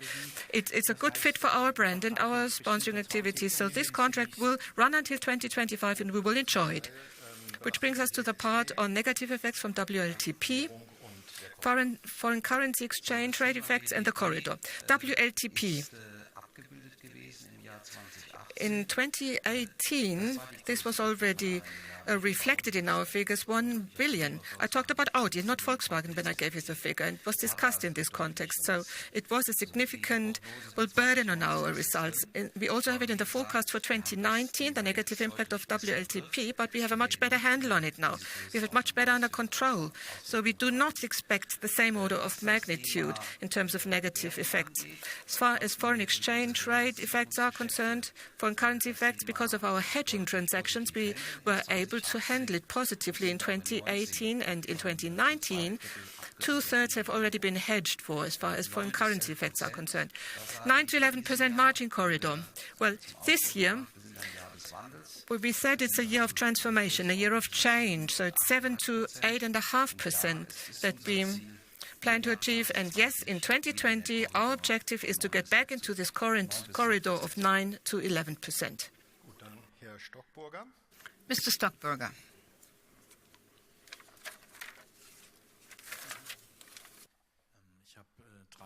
Three questions. First of all, I'd like to know, it's a question to everybody basically. You put the letter to the employees into my net last week, mentioning a couple of things. You don't want to quote figures and numbers, we know that in the meantime, but maybe a time frame. Mr. Goebel, you stated before that uncertainty on the part of employees is a big problem at present. So maybe it's possible to say at least until when decisions will be taken. And there's one thing where I'd like to get some more detailed information, utilization of capacity or using plant. Now, there's some urgency because when I want to produce a car in 2021, you have to know where it's going to be produced, otherwise it won't work. So there is some urgency for sure. So what about the time corridor for these decisions, in particular when it comes to plant utilization? When are we going to get some hard facts there? And then cooperation with competition, with competitors.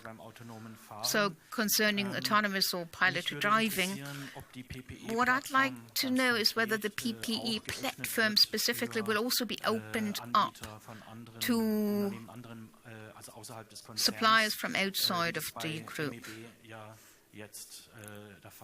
MEB, it's been done now, so that's my question. So starting with the PPE, Mr. Rothenpieler, I think you'll be able to give a short answer. We heard it last night and this morning, the PPE platform of the group. We do use it group-wide. It's a multi-brand platform, and we're going to keep it up. Use it for whatever it's possible to be used for, flat or high-floor cars, but in the group. Not for group companies only. We're not going to make it available to anybody from the outside. But we are going to use it optimally by group companies with lots of different derivatives. Over to the future question. Time frame, time window, Mr. Goebel. So, in the first quarter of 2019, we're very optimistic that by the end of March or in the next 4 weeks, we'll be able to take the decisions together. And as far as long-term utilization of plants are concerned, we'll have to take time until the middle of the year, I suppose. Middle of the year. Okay. Bettina Meyer.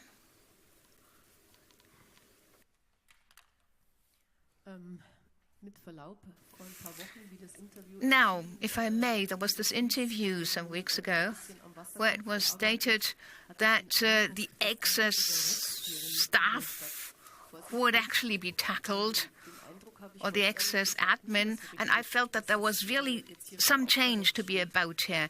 But this is not the impression that I have today, that there are going to be dramatic changes there. Do you do it behind the scenes? Well, what have you started to do that?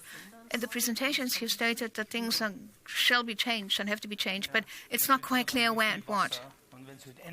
In Holland, we've got a lot of water, and when you have ducks on the water, they're very quiet on top, but they paddle like crazy below the surface.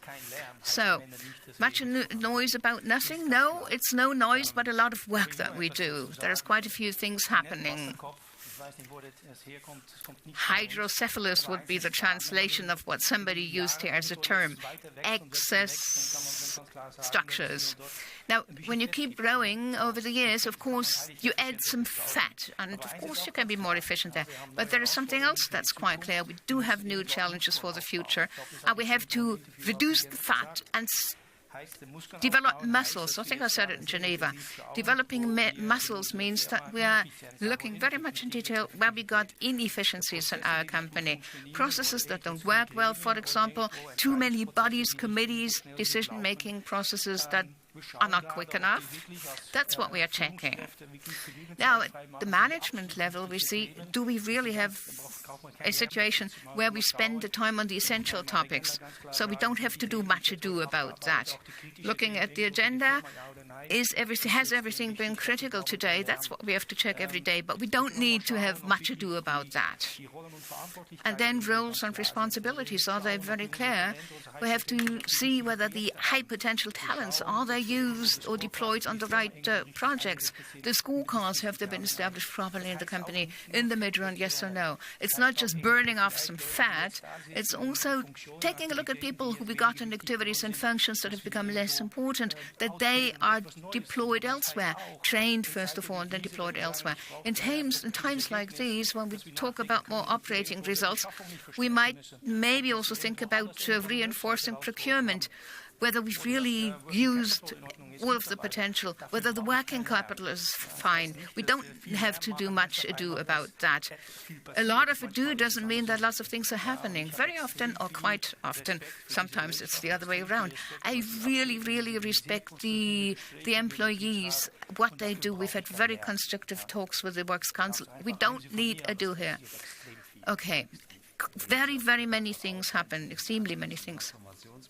Now, when you look at the 15 billion for the transformation, the Audi Transformation Plan, you have to turn over every rock. Everything is looked at and discussed. But we do it at home, internally, and when we're through, then we tell people what the results are. One more thing. Managers, everybody talks about them, 10% or whatever is what we talk about also in terms of numbers. But looking at the growth of the company and the number of additional managers, looking at that, so we've grown very quickly. And when you add many managers, and I don't want to refer to the quality, it means there are more interfaces, more reconciliation and agreement necessary. And that's something that we really don't need right now. So we've got a horizontal type of business. We need speed. And speed in the end means simple processes done by people with self-confidence. And as far as the speed of change outside, I have to say that developments are taking place more quickly outside. So I have to be quicker inside. Fewer interfaces before decisions are taken. Something else is important. In the end, it's not that I don't need these people. They'll get new roles because, on the other hand, when I say becoming leaner with a management structure, cutting off some of the fat off flab, well, we have to use that to establish muscle. So maybe somebody with a small department might be put in charge of a big project, and that's what we are looking at. And we're almost through. Short answers for 3 more questions. Nick Augustine, I hope I understood it, pronounced it correctly. Edward Taylor and Thomas Magenheim. I'll do this in English. Questions to Mr. Schott. You mentioned going back to Audi's strength, sharpened brand profile, Audi spirit. what does that specifically refer to? What is Audi's strength? And secondly, you said that Audi is asking ourselves, what do the customers want? Does that mean that Audi was out of touch with its customer base? No, not at all. But what we currently see, ich kann es auf Deutsch machen. Bitte. Nein, was wir gerade sehen, ist dass No, not at all. But what we currently see, and I see it in the new generation of customers, customers are changing their requirements and expectations. What's extremely important is we cannot afford developing cars which do not really respond to our customers' wishes, not only now, but also in 4 or 3 or 2 years. We have to anticipate what customers need in the future. So more than ever, it's important to accurately know what your customers expect, what they need, and what kind of prices we can charge, because we need to finance our future. I said it very clearly also in my presentation. I was of the opinion that in the past it was not always the case, and that we do not have to develop for the development department, but for the customer. And if we, requirements for the future, if powertrains become less important, because at the end of the day, digitalization becomes more important, and private space in your car, the interior of the car becomes more important, then you need to know exactly what needs to be done and what we do not need to do in the future. That's clear, obvious. It does not mean out of touch, but it does mean so many things are changing in the markets for our customers, also regionally, that I believe more than ever we have to think outside in and not inside out. Second question was which one? There were 2 questions. What was your second question? Or was it just one question? Did we miss one? Oh, okay, the strength. That's right. Okay, the strength. Well, I think, and I have a lot of experience, and I saw many companies, I do believe that we have a lot of competent people in our company. That's true. And for the future, we have all of the answers. We can find all of the answers internally that we need for the future. I don't need any external assistance. It might be that in the past, in some cases, we lost the way to finding the right answers, but we have a lot of energy and competence on board in our company now, and we have a lot of pride as well. That's important. Now, Audi's strength, and I've been with it for 1.5 years now. Well, the problem is being an owner of a problem and sitting down together with others, finding a solution. We have the right competence and the right attitude of the people, and that's what we need.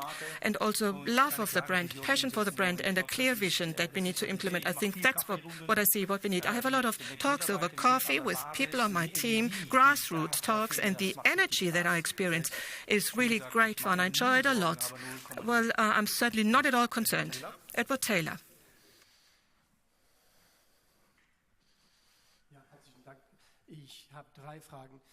Thank you. I have 3 questions.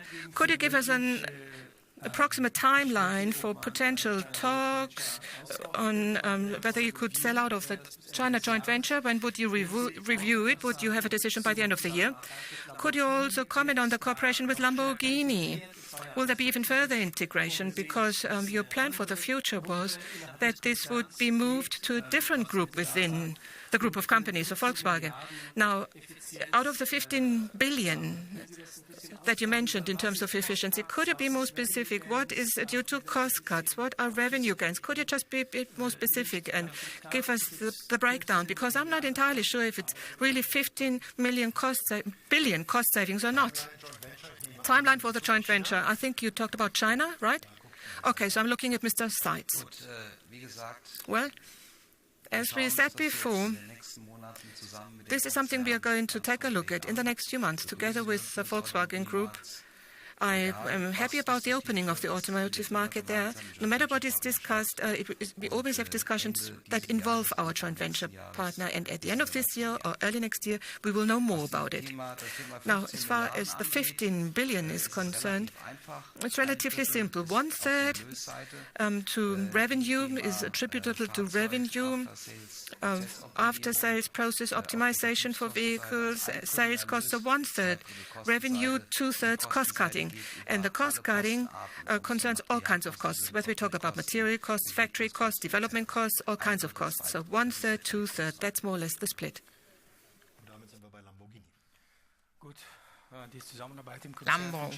Lamborghini. So cooperation at group level, it's not important where a brand is. The most important thing is how we cooperate within the group. And when you look at the future, drivetrain, engines, transmissions, of course there is cooperation quite clearly with Porsche. And maybe we can also hear something with about procurement and the link between Lambo and Audi. So Lamborghini, 80% of the parts that are bought come from group suppliers, so we've really networked everything, our cooperation, and connected. So they're a part of the network, Lamborghini are, and we do look for suppliers together. Our crisis management is done together, and we also have joined forces for innovation into products, and we use platforms together. And one more thing was said by Alexander Seitz. 2018 was a super year for Lamborghini, 51% plus sales, 41%, double-digit profit. Euros had a huge impact. I think out of three customers, 2 are new ones who had never driven Lamborghini before. We're very proud. They are very proud. So it's not important where a company is located in the group. It's really we go beyond that. Thomas Magenheim. Finally, the last one. 2 questions. What about CO2 fleet emissions in 2018 and how it compares to 2017 and what you expect for 2019? And then your wording, adjustments along the demographic development.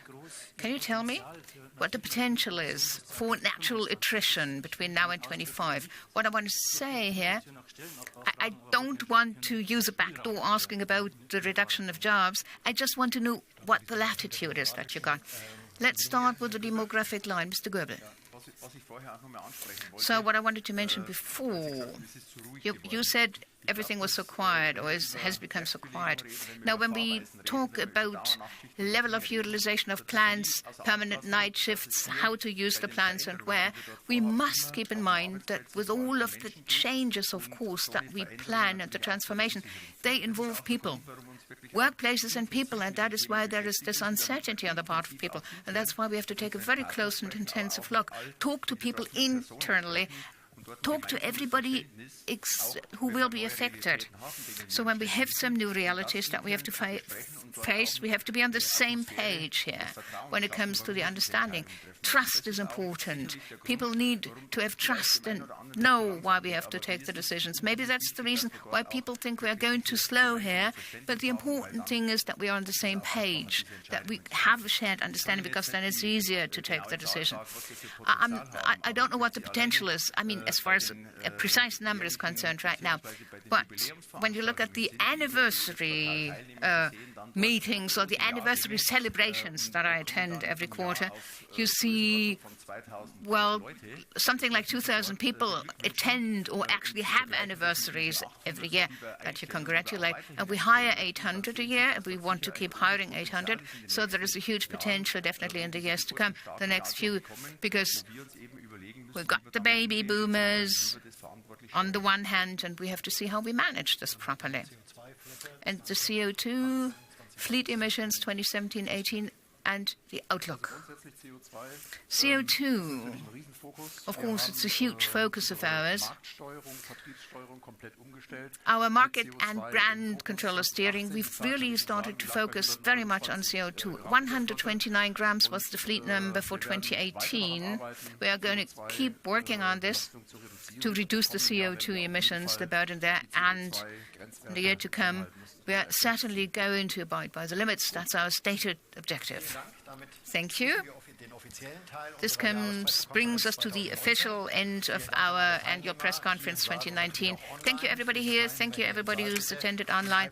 For those here, just leave the iPods on the table in front of you. We are going to collect them later. And we are going to continue with our program. Roundtable talks.